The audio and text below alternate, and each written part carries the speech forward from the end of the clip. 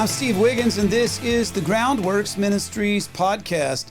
Today we're reading from the book of Ecclesiastes, chapter 10. Let's focus on verse 1. Dead flies putrefy the perfumer's ointment and cause it to give off a foul odor. So does a little folly to one respected for wisdom and honor. Over the course of my music career, my band Big Tent Revival was nominated for 5 Grammy Awards. And of course, each time we were nominated, we dressed up and took our wives to the award show. I mean, you never know if you're going to go again. And one particular year, the host was the comedian Rosie O'Donnell. And these days, Rosie's name has become synonymous with bitterness and left-wing political views. But in the mid-90s, she was a well-loved and respected by almost everyone.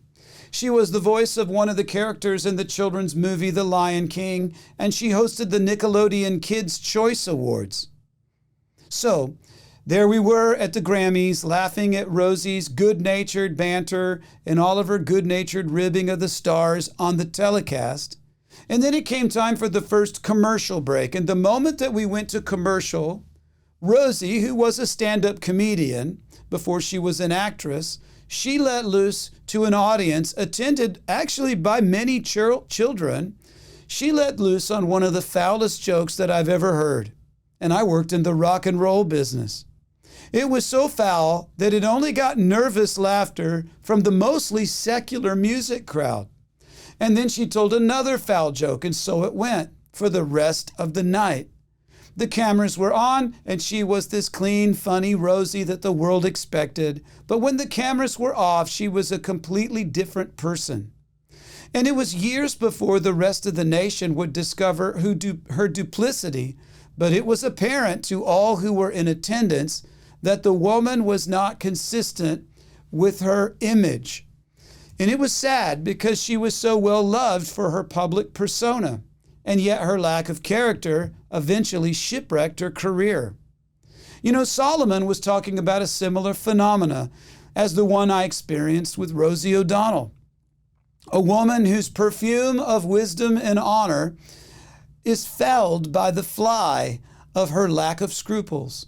Now, perhaps Solomon was even referencing his own father, King David, who at the pinnacle of his God-ordained rule, an anointed man after God's own heart, well, he killed a close friend, a guy named Uriah the Hittite, because David had gotten Uriah's wife pregnant. And of course, that woman was Solomon's own mother, Bathsheba. But what about us? You know, it takes a lifetime to build a reputation of wisdom and honor.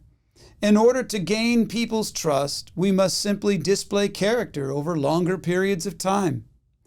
But in a Twitter rant, a viral YouTube video, a forwarded email, or a Facebook post, your long-crafted reputation can come crashing down. You know, fools let their emotions and feelings override their better judgment, and we've all done it. Bad decisions during a momentary override of the Spirit's prompting can leave devastating results. So let us heed Solomon's exhortation and be anxious for nothing, but in all things through prayer and supplication make our petitions known to God. We should seek to be led by the Spirit and maintain a reputation of character as opposed to building a reputation for being a character.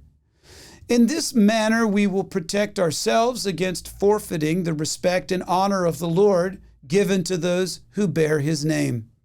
I'm Steve Wiggins, and this is the Groundworks Ministries podcast. Now, Groundworks Ministries operates entirely through financial donations from faithful people like you. And yes, we need your monthly support. Donating is secure and easy at our website, groundworksministries.com. You know, another way to help is to tell people about Groundworks Ministries. You can share these podcasts with friends and family and on your social media. And of course, you can always direct folks to our website, groundworksministries.com.